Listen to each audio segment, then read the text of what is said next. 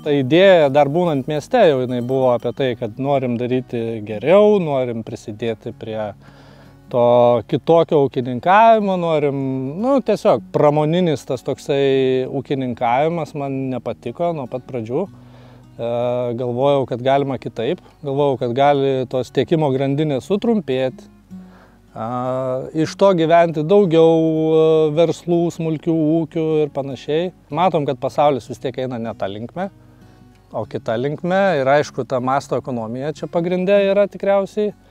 Bet anksčiau ir vėliau, manau, teks sugrįžti, nes dirvožemis alinamas. Tai vat mes norėjom turėti tokią veiklą, tokį ūkininkavimo būdą, tokį verslą, kad jis būtų tvarus.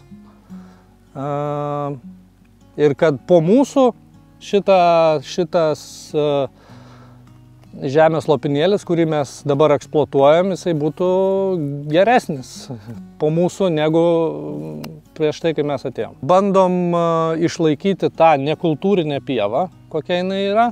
Tai reiškia, kad tų žolių, žolelių įvairovė, kuri dabar yra, kad jos nemažėtų. Ir stebim patį tą dirvožemo sluoksnį derlingai, kaip jisai keičiasi. Tai yra vietų, kur mes atstatinėjom, tai rezultatas yra akivaizdus 15-20 cm derlingo sluoksnio plius. Tikslas yra išlaikyti ūkio dydį tokį, kad dviese galėtumėm ir daryti be papildomų sakykime, tų sąnaudų. Esam labai smulkus ūkis, apie 70 šiuo metu ožkų su prieaugiu, melžiamų gal iki 40, tai smulkučiai, mažučiai. Tai nori, nenori, vardas atsiranda. Visos jos neturi vardų, bet išskirtinio charakterio bruožų turėtojas, tai jos tikrai turi vardus ir kurie atsiranda tiesiog automatiškai. Turim apie 13 rūšių produkcijos, praktiškai viskas yra sūriai, plus jogurtas, rikota. Tų kiekių užtenka tiek, kad mes tikrai pilnai komfortiškai galim išsilaikyti kaip ūkis, galim investuoti, patenkinam apie 10% poreikio. Visų pirma, mes gaminam gyvą sūrį.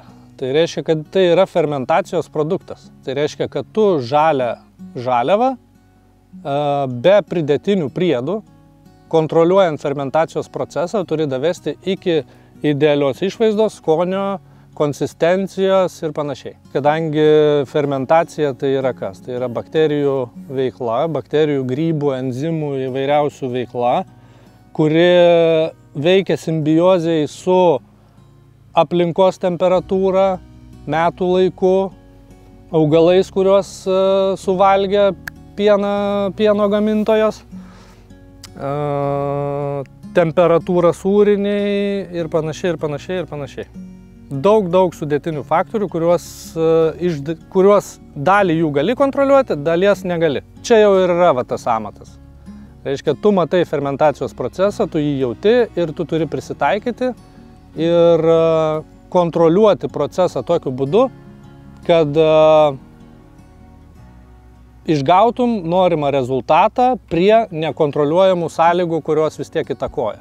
Tai profesionaliai tuom užsiminėjom turbūt apie 10. Ir dar turbūt kokie 5 buvo bandymų poligonas. Tai kadangi technologija, kurią naudojam, sūriai, kuriuos darom, yra sudėtingi, turbūt vieni iš sudėtingiausių aplamai sūrių pasaulyje pagaminti, tai tas mokymosi kreivė jinai buvo lėta ir ilga. Visų pirma, koncentruojamės į dirvožemio atstatymą. Pavyzdžiui, atvažiavom čia į tas pievas, tai jos prieš 15 metų, kiek mes žinom, buvo pjaunamos, šienaujamos, ariamos ir visaip kitaip daromos. Ir iš jų buvo imama ir nieko negrąžinama. Tai pirma užduotis yra grąžinti tam dirvožemiui tą organiką,